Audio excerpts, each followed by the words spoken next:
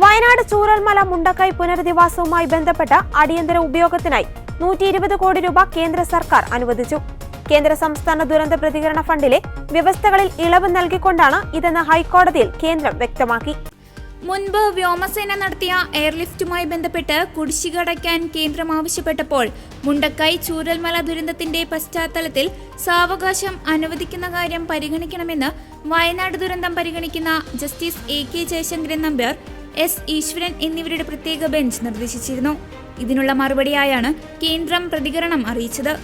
ഈ പണം ഉപയോഗിക്കാൻ സംസ്ഥാന ദുരന്ത നിവാരണ അതോറിറ്റിക്ക് ചട്ടം 20 അനുസരിച്ച് അധികാരമുണ്ടെന്നും ഇത് സംബന്ധിച്ച് സംസ്ഥാന സർക്കാരിനെ ഈ മാസം 2-ന് കത്ത് നൽകിയിട്ടുണ്ടെന്നും കേന്ദ്ര സർക്കാർ വ്യക്തമാക്കി.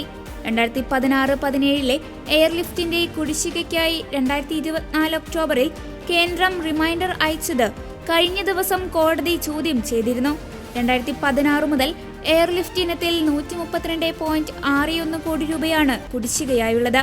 2021 മെയ് വരെയുള്ള കുടിശ്ശിക ഒഴിവാക്കിയാൽ 120 കോടി രൂപ ലഭ്യമാകുമെന്നും ഇതുവഴി 181 കോടിയോളം രൂപ ചൂരൽമല മുണ്ടക്കൈ ദുരന്തബാധിതരുടെ പുനരധിവാസത്തിനായുള്ള അടിയന്തര ആവശ്യങ്ങൾക്കായി വിനിയോഗിക്കാനാകുമെന്നും സർക്കാർ അറിയിച്ചതോടെയാണ് ഇക്കാര്യം പരിഗണിക്കാൻ ഹൈക്കോടതി കേന്ദ്രത്തോട് നിർദ്ദേശിച്ചത്.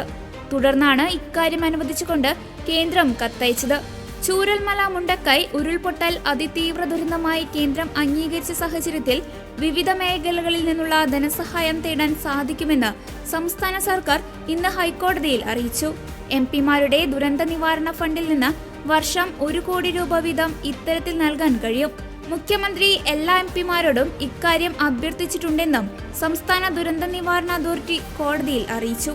വയനാട്ടിലെ പുനരധിവാസ പ്രവർത്തനങ്ങളുടെ പുരോഗതി സംബന്ധിച്ചിട്ടുള്ള റിപ്പോർട്ടും കോടതിയിൽ നൽകിയിട്ടുണ്ട്.